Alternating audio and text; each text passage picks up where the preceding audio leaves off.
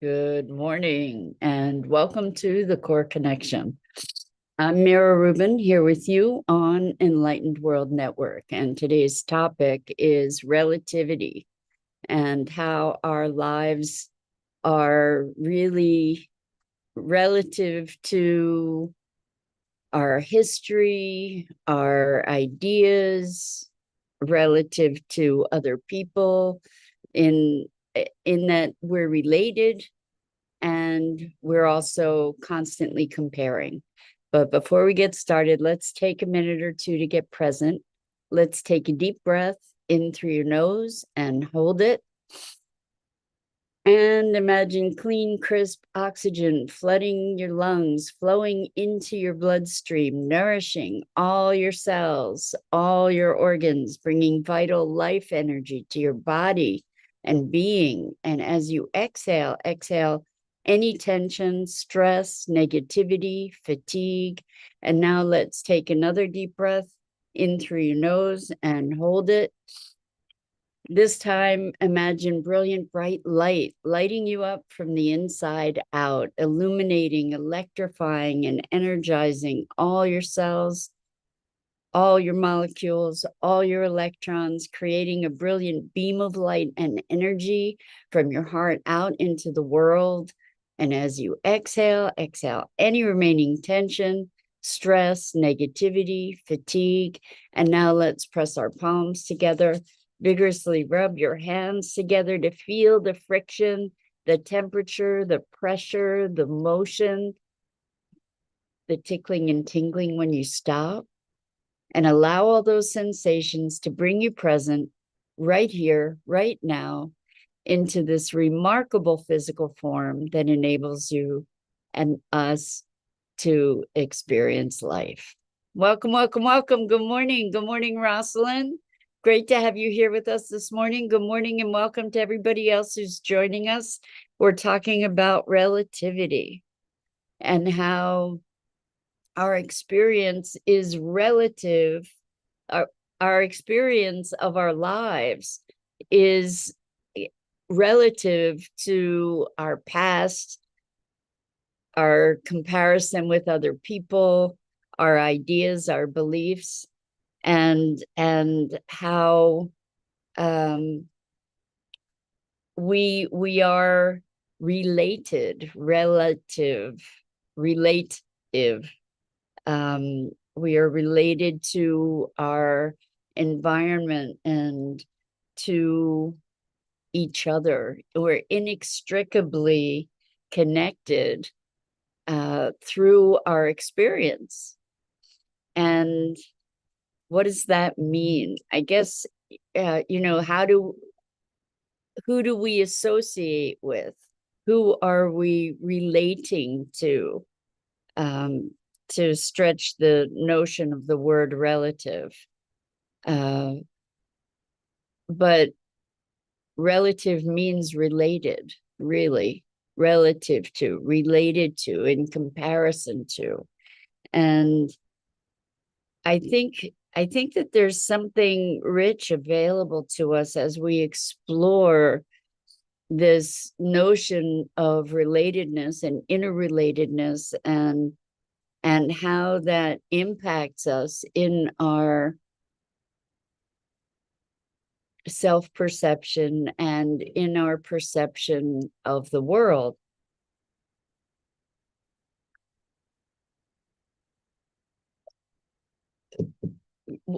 I think it's very easy to feel isolated.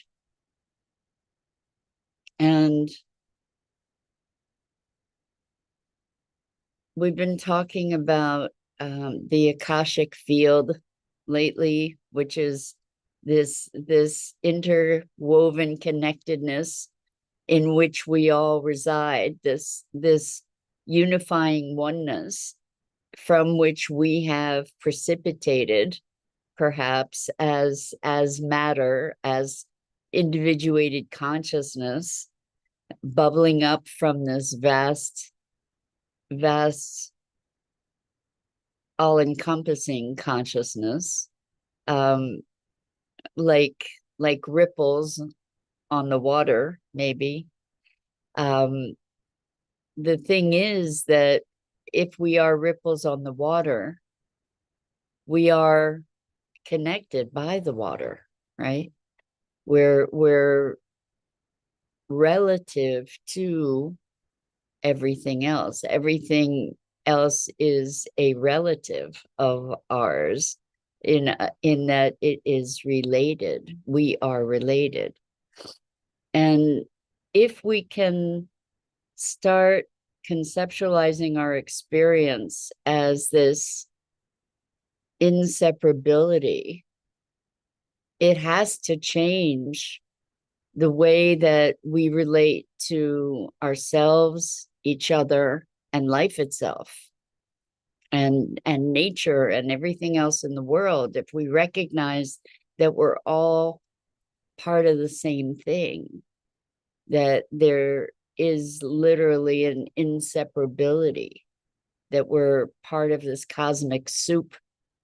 And while we may have, well, we may appear as individual peaks or ripples on this ocean or in this soup, um, we're still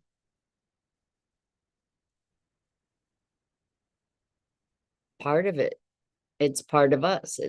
We're all connected. And that maybe the individuation that we see is really an illusion. You know, we're all the same stuff, just different configurations of the same stuff, different crystallizations. I've been sharing that I've been reading the book Science and the Akashic Field. And it's so interesting how really what science is about is trying to explain what's going on here, right? How do things work? And they were talking about how there is this field of information, and I love the way that they express this. In hyphen formation, in formation. So information precipitating form. And this field of energy that then from which in which vortexes emerge, and as these vortexes of energy emerge, they become more dense and essentially precipitate form in all kinds of configurations, form, consciousness, whatever. That all these varied manifestations. And it's a very, very rich exercise to allow yourself to dive into this concept, to start feeling into it. It's so different from the way that we typically view life and typically view ourselves in the context of the world. Even if we talk about, for instance, unconditional love, or even if we talk about we're all connected, it's different to say, or my experience of it anyway, is that it's different to be saying we are all the same stuff, that literally we are one, not metaphorically, not spiritually, but actually we are one. And if we operate from that space of oneness, what would change? What would change? There's so much appearance of separation and divisiveness right now. And what if we really know that we are all the same stuff? What would change? Um, the notion of opposition is it has to shift, right? I have a couple examples. Well, one of the things that they talk about in this book is this entanglement of molecules or of entities where action in one place it instantaneously precipitates action in another place, and the separation of distance, it doesn't make any difference. There's no separation in time. And we've all experienced that, I imagine, when you think of someone and the phone rings, that there was this communication of some sort over vast distances. And I've been just needling with this, playing with this, trying to understand it on a visceral level, trying to get connected to the experience of it. And what I imagine is that as we can get closer to that experience of that stuff that is what we are, that we are part of, that we then have access to more and more of what the information is in that field. And so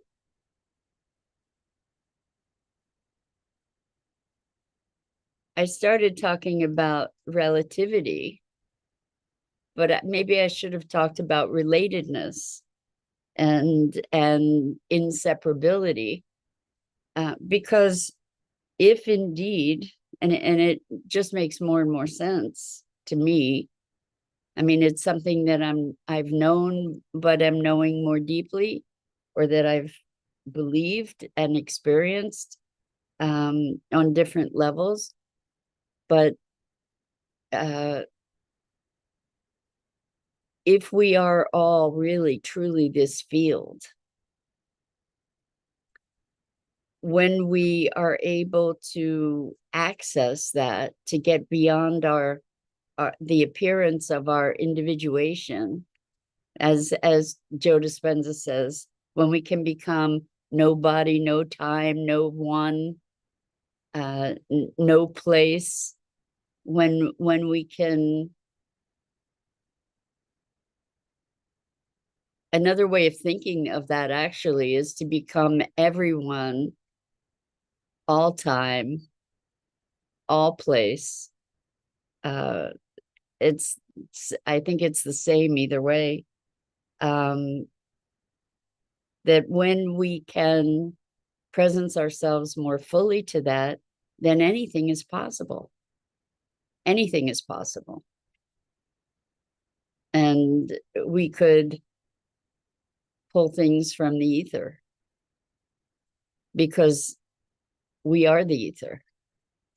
That we could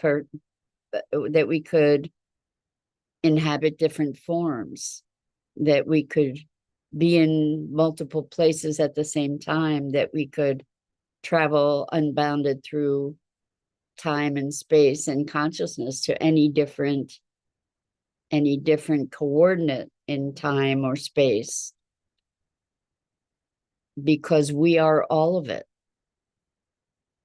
It's a mind-bending exercise to play with, really.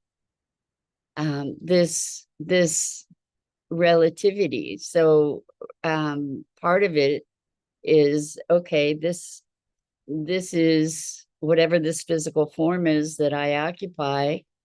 or that I perceive myself to be. I don't even know the right words, but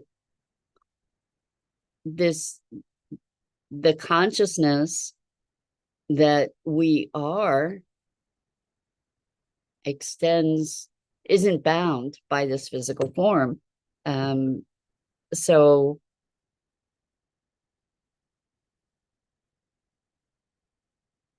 if we look at the studies that have been done with people who have clinically died and had no brain activity and were clinically dead, but came back with verifiable experiences of what happened when they were supposedly dead, like in an operating room, seeing the surgery, hearing the conversation, being able to recount these things after that kind of experience, and then having an experience that was transcendent, that maybe where they were talking to other dead relatives, for example. How is that explainable? Well, if there is this field that is all connected, everything's connected, then theoretically we could be able to access information from all these different points. And so when we go to this notion of our experience, our access, our experience of life, and our access to this greater field is relative to our own conceptualization, I think. If we're conceiving of ourselves as separate individuals and isolated and disconnected, it's, at least in my imagining, it's less likely that we would be able to have access to this greater information field. And if we recognize that we are this information field and we allow ourselves to relate from that place of that connection, it's, at least in my thinking, more likely that we're going to have access to more information, more knowledge, deeper knowledge. And if you think about all these people who are channeling, what are they connecting to? They're connecting to this information field, some, maybe some certain coordinates in this information field, if indeed there are even coordinates. I mean, coordinates imply space and time, and this information field isn't bounded by those kinds of constraints. I'm wondering, what do you think? What do you think? What's it, as you feel into this notion of being connected to everything, actually being everything, not just being connected, but being everything. Like each drop of the ocean is the ocean, like a hologram. What if that's what we are? What if that's what we are? How does that shift our being? This is an exploration for me. It's kind of a new dimension of this awareness, and trying to grok it, to embody it, to metabolize it, to experience it.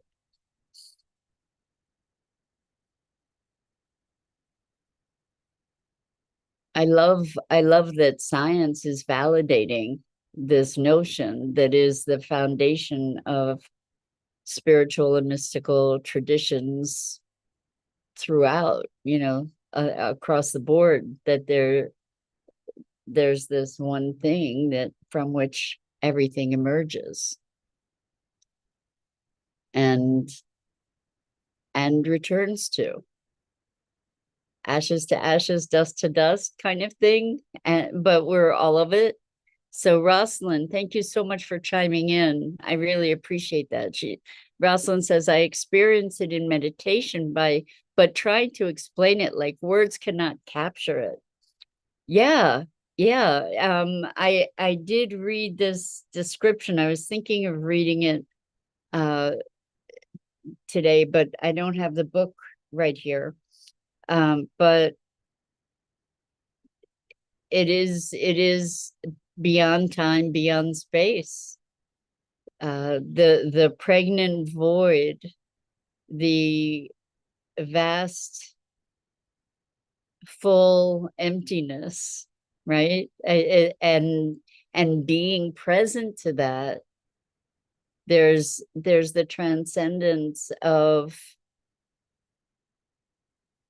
the limited articulated form, right? And access to this other dimension.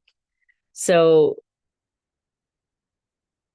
when we are the field, when we have the experience of that boundlessness and that wholeness, that infinitude,